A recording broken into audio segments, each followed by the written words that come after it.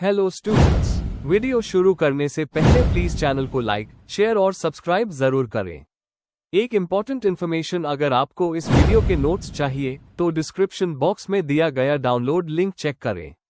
Thank you. चलिए शुरू करते हैं। इस वीडियो में हम पढ़ेंगे BPCE 143 एनवायरमेंटल साइकोलॉजी के प्रीवियस ईयर क्वेश्चन और मोस्ट इम्पॉर्टेंट क्वेश्चंस। ये क्वेश्चंस आपके एग्जाम के लिए बहुत इम्पॉर्टेंट है। अगर आपने ये अच्छे से कर लिए तो एग्जाम निकलना पक्का है। Let's begin. इस वीडियो में हम कवर करेंगे question 1, explain the scope and salient features of environmental psychology, discuss it's relationship with other disciplines. इस क्वेश्चन में हमें एनवायरमेंटल साइकोलॉजी के मेन फीचर्स बताने हैं और ये दूसरे सब्जेक्ट्स के साथ कैसे जुड़ी है ये समझाना है।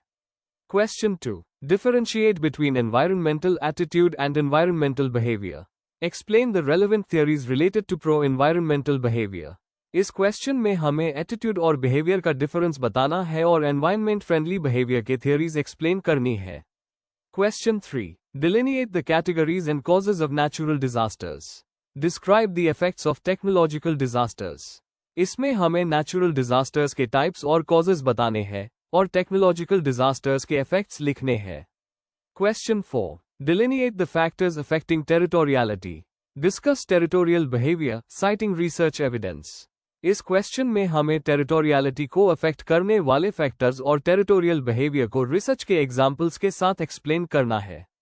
Question 5, elucidate the characteristics of environmental perception, discuss the different perspectives on the development of environmental perception। इसमें हमें बताना है कि लोग एनवायरनमेंट को कैसे परसीव करते हैं और परसेप्शन डेवलप होने के अलग अलग व्यूज क्या है। Question 6, explain the growth and characteristics of slums in India, give an overview of the environmental schemes for sustainability of cities. इस क्वेश्चन में हमें बताना है कि स्लम्स कैसे बढ़ते हैं और सिटीज के सस्टेनेबल डेवलपमेंट के स्कीम्स क्या है। Question 7, discuss the effect of architecture and design on patients of mental health. इस क्वेश्चन में हमें बताना है कि हॉस्पिटल डिजाइन और स्ट्रक्चर मेंटल हेल्थ पेशेंट्स पर क्या इफेक्ट डालते हैं। Question 8, write short notes on the following in about 200 words each. A, global warming and climate change, B, disaster resilience. इसमें हमें दोनों टॉपिक्स पर शॉर्ट और क्लियर नोट्स लिखने हैं, एक क्लाइमेट के चेंजेस पर और दूसरा डिजास्टर के बाद रिकवर होने की कैपेसिटी पर। अगर आपको इस वीडियो के नोट्स चाहिए तो डिस्क्रिप्शन बॉक्स में दिए गए डाउनलोड लिंक को जरूर चेक करें। Thank you. Question 1, explain the scope and salient features of environmental psychology, discuss it's relationship with other disciplines. Question explanation. इस क्वेश्चन में आपको बताना है कि एनवायरमेंटल साइकोलॉजी किस चीज का स्टडी करती है, इसका स्कोप क्या है, इसके मेन फीचर्स क्या है और ये किस तरह से दूसरे सब्जेक्ट्स जैसे सोशियोलॉजी, आर्किटेक्चर, इकोलॉजी के साथ कनेक्टेड है। आंसर। इंट्रोडक्शन। एनवायरमेंटल साइकोलॉजी एक ऐसा फील्ड है जो स्टडी करता है इंसान और उनके फिजिकल एनवायरनमेंट के बीच का रिलेशन, चाहे वो नेचुरल हो या बिल्ट। ये देखता है कि एनवायरनमेंट हमारे थॉट्स, इमोशंस और बिहेवियर को कैसे अफेक्ट करता है और हम अपने एनवायरनमेंट को कैसे चेंज करते हैं। इस फील्ड में साइकोलॉजी, सोशियोलॉजी, आर्किटेक्चर, इकोलॉजी जैसे सब्जेक्ट्स का कॉम्बिनेशन होता है। आज के टाइम में जहां क्लाइमेट चेंज और अर्बनाइजेशन बढ़ रहा है, वहां ये सब्जेक्ट बहुत इंपॉर्टेंट हो गया है। Main body. 1, scope of environmental psychology, इंसान और एनवायरनमेंट के बीच इंटरैक्शन। एनवायरमेंटल साइकोलॉजी ये समझने की कोशिश करता है कि फिजिकल स्पेसेस, घर, शहर, ऑफिसेस, पार्क्स हमारे बिहेवियर को कैसे इन्फ्लुएंस करते हैं और हम इन स्पेसेस को कैसे शेप करते हैं। Real life application. इसका यूज सस्टेनेबल सिटीज डिजाइन करने में, green architecture, public spaces improve करने, क्राउड कंट्रोल और इको फ्रेंडली एटीट्यूड प्रमोट करने में होता है। Multidisciplinary nature. यह फील्ड साइकोलॉजी के अलावा sociology, urban planning, environmental studies जैसे एरियाज से इनपुट्स लेती है। मेंटल हेल्थ और एनवायरनमेंट का कनेक्शन। यह स्टडी करता है कि पॉल्यूशन, नॉइस, क्राउडिंग और ग्रीनरी जैसे फैक्टर्स स्ट्रेस और मेंटल हेल्थ पर क्या इफेक्ट डालते हैं।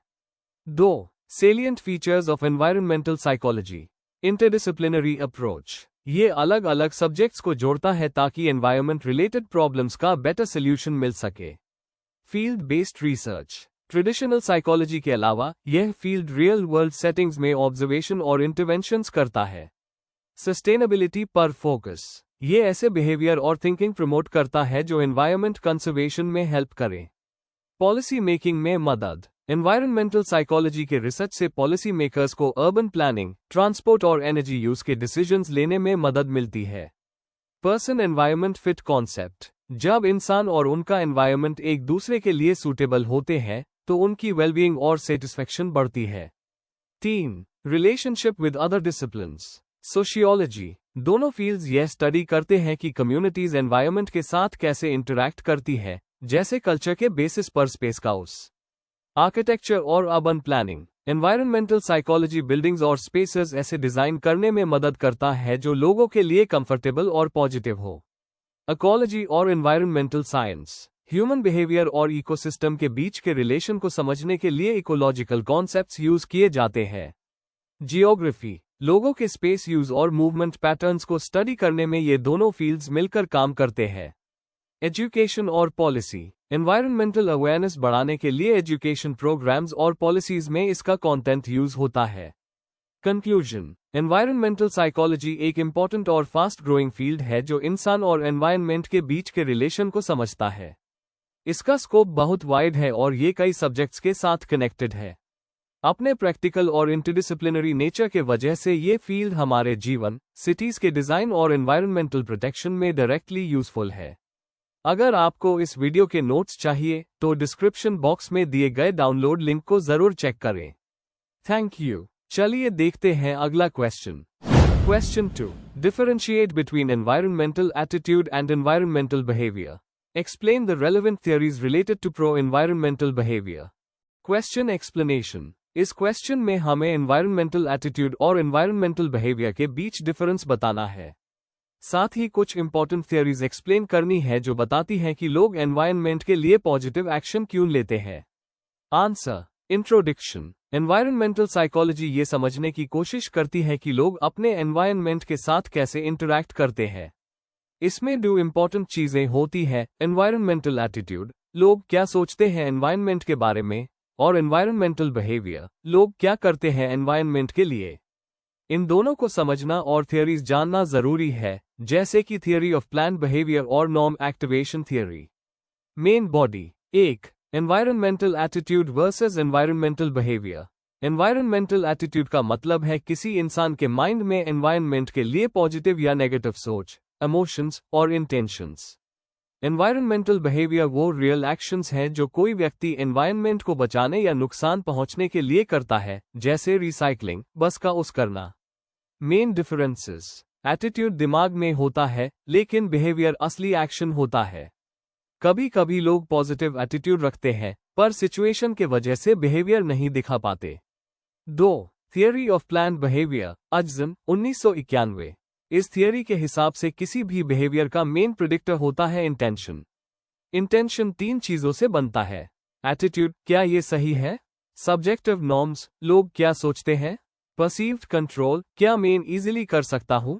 एग्जाम्पल, अगर कोई आदमी प्लास्टिक यूज कम करना चाहता है, उसके दोस्त भी सपोर्ट करते हैं, और मार्केट में रियूजेबल बैग्स इजीली मिल जाते हैं, तो उसका बिहेवियर पॉजिटिव होगा। 3. Norm activation theory, Schwartz, 1977। इस थियरी कहते हैं कि बिहेवियर काफी हद तक पर्सनल नॉर्म्स पर डिपेंड करता है। लोग तभी एक्शन लेते हैं जब उन्हें कॉन्सिक्वेंसेस का पता हो, पॉल्यूशन से हेल्थ खराब होती है, और वो रिस्पॉन्सिबल फील करते हों। एग्जाम्पल, कोई आदमी कार छोड़ के वॉक करता है सिर्फ इसलिए नहीं कि वो इजी है, बल्कि क्योंकि वो मॉरली रिस्पॉन्सिबल फील करता है। 4. Value belief norm theory, stern, 2000। ये थियरी कहती है कि किसी व्यक्ति के वैल्यूज, बिलीफ्स और पर्सनल नॉर्म्स मिलकर उसका बिहेवियर तय करते हैं। इससे पता चलता है कि एजुकेशनल प्रोग्राम्स किस तरह डिजाइन किए जाएं। कंक्लूजन। एनवायरनमेंटल एटीट्यूड और बिहेवियर लिंक्ड है, लेकिन सेम नहीं होते। एटीट्यूड से बिहेवियर पर असर पड़ता है, पर वो गारंटी नहीं करता। TPB, NAT और VBN जैसे मॉडल्स हमें ये समझने में मदद करते हैं कि लोग एनवायरनमेंट के लिए एक्शन क्यों लेते हैं। अवेयरनेस और रिस्पॉन्सिबिलिटी बढ़ाकर पॉजिटिव बिहेवियर प्रमोट किया जा सकता है। अगर आपको इस वीडियो के नोट्स चाहिए तो डिस्क्रिप्शन बॉक्स में दिए गए डाउनलोड लिंक को जरूर चेक करें। Thank you. Let's see the next question. Question 3. Delineate the categories and causes of natural disasters. Describe the effects of technological disasters. Question explanation. इस क्वेश्चन में हमें नेचुरल डिजास्टर्स के टाइप्स जैसे कि floods, earthquakes, cyclones, etc को explain करना है और उनके होने के रीजन्स बताने हैं। साथ ही हमें टेक्नोलॉजिकल डिजास्टर्स जैसे न्यूक्लियर एक्सीडेंट्स या गैस लीक्स के इफेक्ट्स को डिस्क्राइब करना है। आंसर। इंट्रोडक्शन। नेचुरल और टेक्नोलॉजिकल डिजास्टर्स दोनों हाई ह्यूमन लाइफ, इंफ्रास्ट्रक्चर और एनवायरनमेंट पर बहुत बड़ा इफेक्ट डालते हैं। नेचुरल डिजास्टर्स प्राकृतिक कारणों से होते हैं, जबकि टेक्नोलॉजिकल डिजास्टर्स इंसान की गलती या मशीन फेलियर से होते हैं। इनके टाइप्स, कॉजेज और इम्पैक्ट्स को समझना डिजास्टर मैनेजमेंट के लिए इंपॉर्टेंट है। एनवायरनमेंटल साइकोलॉजी इन डिजास्टर्स के ह्यूमन इम्पैक्ट को समझने में मदद करती है। Main body. A, categories of natural disasters. Natural disasters को उनके ओरिजिन के बेसिस पर अलग अलग कैटेगरीज में डिवाइड किया जा सकता है। Geological disasters, earthquake, landslide, volcanic eruption। यह डिजास्टर्स अर्थ के अंदर प्लेट मूवमेंट के कारण होते हैं। Hydrometeorological disasters, flood, cyclone, hurricane, drought. यह वेदर और ओशन कंडीशंस के चेंजेस की वजह से होते हैं। Biological disasters, epidemics, pandemics, locust attack. Diseases का वाइड स्प्रेड ह्यूमंस, एनिमल्स या क्रॉप्स में। Climatic disasters, heat wave, cold wave, forest fires. Climate change और एक्सट्रीम वेदर कंडीशंस के कारण होते हैं। B, causes of natural disasters. Tectonic activity, earthquake और volcanoes जमीन के नीचे प्लेट के मूवमेंट से होते हैं। क्लाइमेटिक चेंजेस, ज्यादा बारिश, ग्लोबल वार्मिंग और ओशन टेम्परेचर के बढ़ने से फ्लड्स और साइक्लोन्स होते हैं। एनवायरनमेंटल डिग्रेडेशन, डिफॉरेस्टेशन और अर्बनाइजेशन, लैंडस्लाइड और फ्लड के चांसेस बढ़ते हैं। ह्यूमन एक्टिविटीज, इनडायरेक्ट पॉल्यूशन और क्लाइमेट चेंज के थ्रू ह्यूमंस भी डिजास्टर्स के इनडायरेक्टली रिस्पॉन्सिबल है। C, technological disasters, effects and examples. Definition और types. Technological disasters human made होते हैं जैसे कि nuclear accidents, dam failure, gas leak या factory explosions. Major examples, Bhopal gas tragedy 1984, MIC gas का लीक जिसमें हजारों लोग मारे।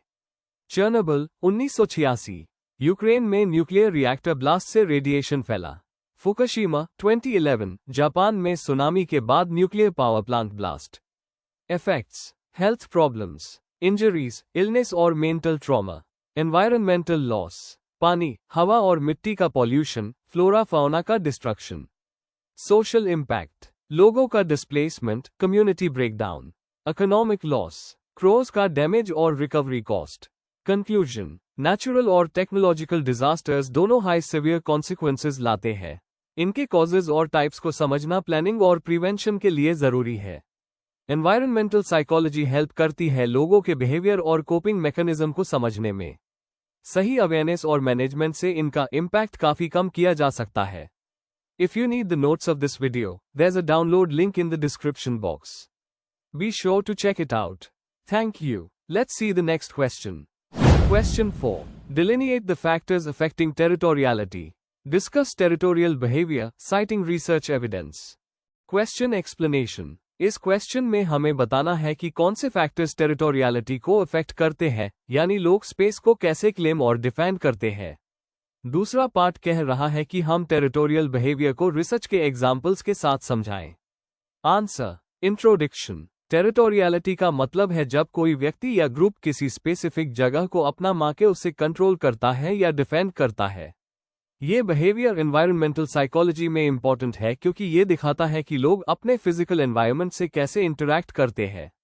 रॉबर्ट अर्द्रे और इरविन ऑल्टमन जैसे थिंकर्स ने इस कॉन्सेप्ट को अच्छी तरह समझाया है। इस आंसर में हम उन सभी फैक्टर्स को समझेंगे जो टेरिटोरियलिटी को इन्फ्लुएंस करते हैं और कुछ रिसर्च स्टडीज भी देखेंगे। Main body. 1. टेरिटोरियलिटी का अर्थ और उसके टाइप्स। टेरिटोरियलिटी एक ऐसा बिहेवियर है जिसमें व्यक्ति या ग्रुप किसी स्पेस को अपना मान के कंट्रोल करने की कोशिश करता है। Types of territories. प्राइमरी, अपना पर्सनल स्पेस जैसे घर या बेडरूम। सेकेंडरी, थोड़ा शेयर्ड स्पेस जैसे ऑफिस डेस्क। पब्लिक, पब्लिक जगह जैसे पार्क की बेंच, लेकिन लोग टेम्पररी क्लेम कर लेते हैं। 2. टेरिटोरियलिटी को अफेक्ट करने वाले फैक्टर्स। ए. पर्सनल और कल्चरल फैक्टर्स। पर्सनालिटी भी रोल प्ले करती है, जैसे डोमिनेंट या शाय लोग अलग तरीके से स्पेस क्लेम करते हैं। कल्चर भी अफेक्ट करता है, इंडिविजुअलिस्टिक कल्चर्स में ज्यादा टेरिटोरियल बिहेवियर देखा जाता है। बी, सोशल और एनवायरमेंटल कॉन्टेक्स्ट, जहां ज्यादा भीड़ होती है वहां टेरिटोरियल बिहेवियर भी स्ट्रांग होता है। हॉस्टल्स या ऑफिसेज जैसे शेयर्ड स्पेसेस में लोग पर्सनल आइटम्स रख के बाउंड्री सेट करते हैं। सी, साइकोलॉजिकल नीड्स, कंट्रोल, प्रिवेसी और आइडेंटिटी की नीड लोगों को स्पेस क्लेम करने पर मजबूर करती है। किसी जगह को अपना मानकर इमोशनल सिक्योरिटी देता है। डी, डिजाइन और आर्किटेक्चर का रोल, ओपन ऑफिसेज में कम टेरिटोरियल बिहेवियर होता है, जबकि क्यूबिकल्स या सेपरेट रूम्स में ये ज्यादा होता है। फिजिकल बाउंड्रीज जैसे वॉल्स या फेंसेस टेरिटोरियल फीलिंग्स को स्ट्रांग बनाते हैं। 3, टेरिटोरियल बिहेवियर और रिसर्च। एग्जाम्पल्स। ए, ऑल्टमन की प्रिवेसी थियरी। ऑल्टमन कहता है कि टेरिटोरियलिटी प्रिवेसी रेगुलेट करने का एक तरीका है, जिससे लोग अपने सोशल इंटरैक्शन को मैनेज करते हैं। बी, समर के सीटिंग एक्सपेरिमेंट्स। रॉबर्ट समर ने देखा कि लोग क्लासरूम या पब्लिक जगह पर बार बार वही सीट चूज करते हैं, और अगर कोई और ले तो उन्हें डिस्कम्फर्ट होता है। सी, न्यूमैन की defensible space theory. Oscar Newman कहता है कि हाउसिंग डिजाइन अगर टेरिटोरियल फील द टू क्राइम कम होता है और लोगों को अपनापन महसूस होता है। D, office studies. स्टडीज बताती हैं कि जिनके पास अपना वर्क स्पेस होता है उनकी जॉब सेटिस्फैक्शन और प्रोडक्टिविटी दोनों हाई होती है। कंक्लूजन, टेरिटोरियलिटी अलग अलग पर्सनल, सोशल और एनवायरमेंटल फैक्टर्स से अफेक्ट होती है। ये सिर्फ स्पेस का इशू नहीं है, बल्कि आइडेंटिटी, कंट्रोल और कंफर्ट से भी जुड़ा है। रिसर्च से ये भी पता चलता है कि टेरिटोरियल बिहेवियर हमारे सोशल इंटरेक्शन और डिजाइन प्रैक्टिसेस को काफी इन्फ्लुएंस करता है। इस कॉन्सेप्ट को समझना सिटी प्लानिंग और बिल्डिंग डिजाइन के लिए काफी हेल्पफुल हो सकता है। Before we end, please like, share and subscribe the channel for more such study materials and one important information अगर आपको नोट्स चाहिए तो डिस्क्रिप्शन बॉक्स में डाउनलोड लिंक दिया हुआ है, जरूर चेक करें। Thank you.